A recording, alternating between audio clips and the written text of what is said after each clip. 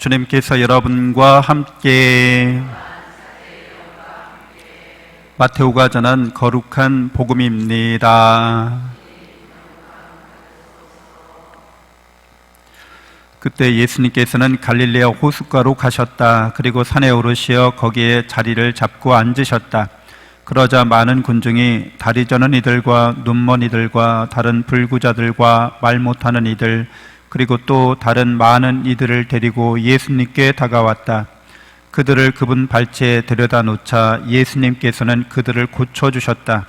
그리하여 말 못하는 이들이 말을 하고 불구자들이 온전해지고 다리 저는 이들이 제대로 걸으며 눈먼 이들이 보게 되자 군중은 이를 보고 놀라 이스라엘의 하느님을 찬양하였다. 예수님께서 제자들을 가까이 불러 이르셨다. 저 군중이 가엾구나. 벌써 사흘 동안이나 내 곁에 머물렀는데 먹을 것이 없으니 말이다. 길에서 쓰러질지도 모르니 그들을 굶겨서 돌려보내고 싶지 않다. 제자들이 예수님께 이 광야에서 이렇게 많은 군중을 배불리 먹일 만한 빵을 어디서 구하겠습니까? 하고 말하였다. 예수님께서 너희에게 빵이 몇 개나 있느냐 하시자 그들이 7개가 있고 물고기도 조금 있습니다 하고 대답하였다. 예수님께서는 군중에게 땅에 앉으라고 분부하셨다. 그리고 빵 7개와 물고기들을 손에 들고 감사를 드리신 다음 떼어 제자들에게 주시니 제자들이 군중에게 나누어 주었다. 사람들은 모두 배불리 먹었다. 그리고 남은 조각을 모았더니 7바구니에 가득 찼다. 주님의 말씀입니다.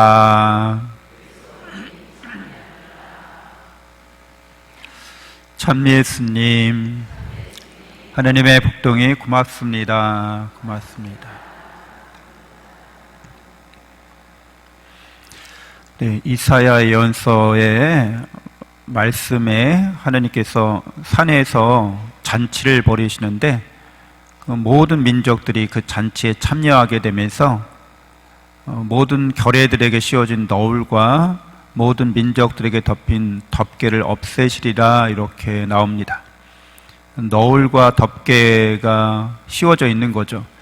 근데 이러한 그 이미지는 보통 결혼식에서 유다인들이 결혼식의 절정에 이제 신랑이 신부를 여러 하객들 앞에서 이렇게 너울을 쓰고 있는 걸 장막에서 끌어내서 사람들 앞에서 이렇게 면사포죠. 너울처럼 되어 있는 걸 이렇게 벗겨서 신부 얼굴을 공개하는 그 결혼잔치의 클라이막스 부분에 해당합니다.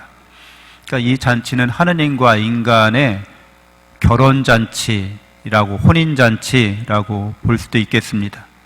인간이 하느님과 이렇게 결혼잔치를 통해서 사랑의 일치를 이루는 이 장면을 이사야 예언서가 말하고 있습니다.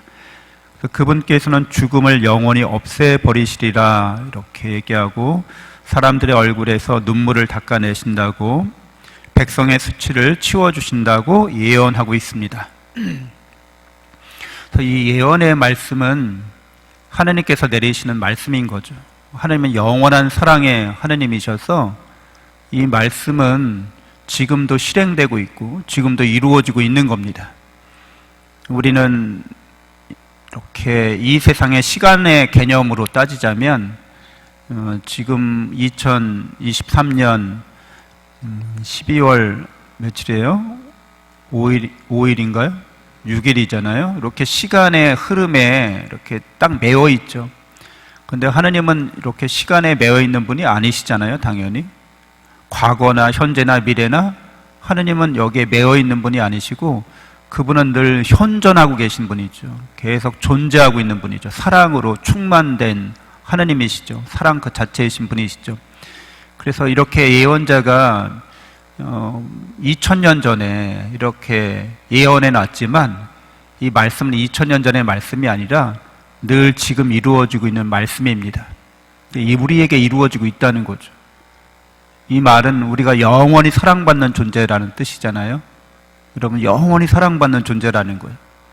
근데 영원히 사랑받는 존재들이 어떤 특정한 시기에 태어난 거죠. 몇 년도에 태어나서 그때 몇 년도에 태어날 때 우리는 인간적인 뭐 체질이나 기질이나 이런 걸 타고나는 거죠.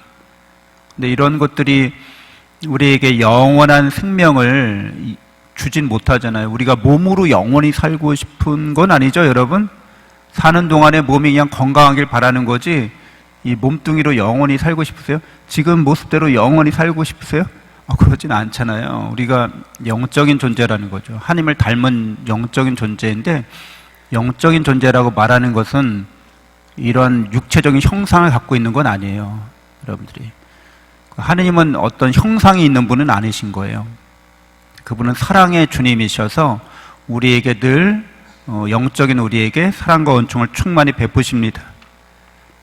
우리는 그렇게 하나님의 사랑을 깨닫고 믿을 때 우리가 이 세상을 살면서 경험하는 일들에 대해서 그 사랑 안에서 이제 이해를 하게 되는 거죠. 의미를 깨닫게 되는 거죠. 오늘 복음에 보면 병든 사람들이 이제 예수님 앞에 이렇게 놓여져 있습니다. 그래서 병든 사람들을 치유하는 예수님의 모습을 보여주시는 거죠. 그러니까 우리 인간은 병든 자이기도 하고 치유하는 자이기도 한 거예요. 두 가지를 다 경험합니다.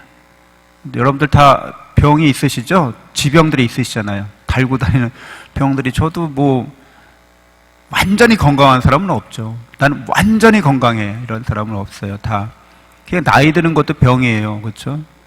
노환이라고 하잖아요. 나이 들어서 늙으면 그냥 그게 병인 거예요. 가장 큰 병은 좀 극단적으로 말하면 살아있다는 거죠. 네, 살아있기 때문에 병이 드는 거고 살아있기 때문에 죽는 거잖아요. 살아있는 게 병이라고 할 수도 있는데 이거 부정적인 거죠. 부정적인 관점에서 보자면.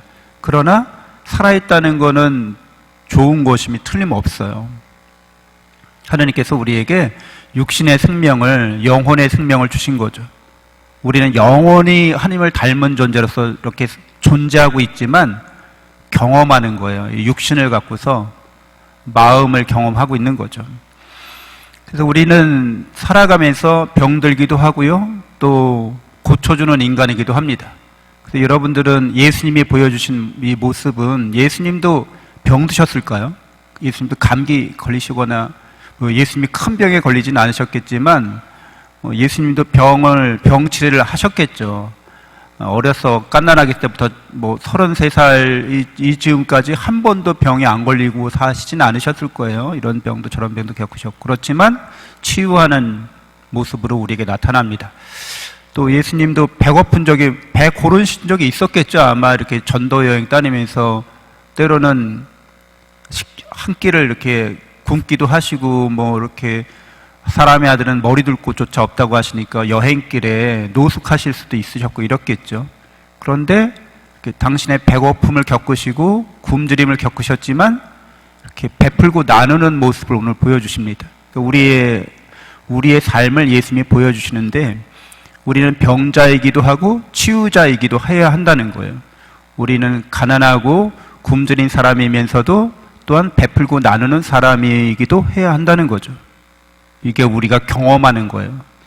이런 경험이 우리에게 뭘 가르쳐 주는가 하면, 이런 걸 통해서 우리는 배고프거나 굶주리거나 병들거나 그런 경험을 통해서 하나님의 사랑과 은총을 충만히 경험하게 됩니다. 본래 나 자신이 어떤 존재인가를 감사하게 되는 거죠.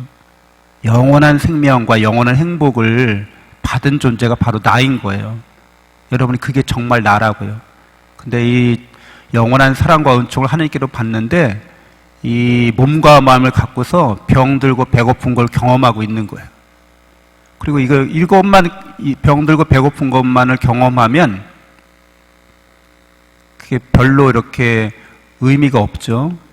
병들고 배고픈 것을 낫게 하고 배부르게 하는 또한 그러한 역할을 수행해야 되는 거예요. 그런 경험을 할 줄 알아야 되는 거예요. 그래서 병든 사람, 아픈 사람들에게 치유받을 수 있도록 기도하고 그들이 치료받을 수 있도록 도와주고, 가난하고 굶주린 사람들에게 베풀고 나누는 삶을 살아가는 거죠. 이게 인간이 몸과 마음을 지니고 경험을 하는 거예요. 이런 것도. 왜 이런 경험이 필요한 거예요? 하나님을 닮아가려면 당연히 경험해야 되는 것들이죠. 근데 이런 걸 경험 안 하면 하나님을 닮아갈 수가 없는 거죠. 그냥 그 상태로 머무는 거예요. 그래서 우리가 긍정적인 경험이든 부정적인 경험이든 사랑 안에서 다 의미가 있습니다. 영원한 사랑 안에서 의미가 있다는 말이에요. 그 영원한 생명과 행복을 받은 자로서 그걸 경험하고 있는 거죠.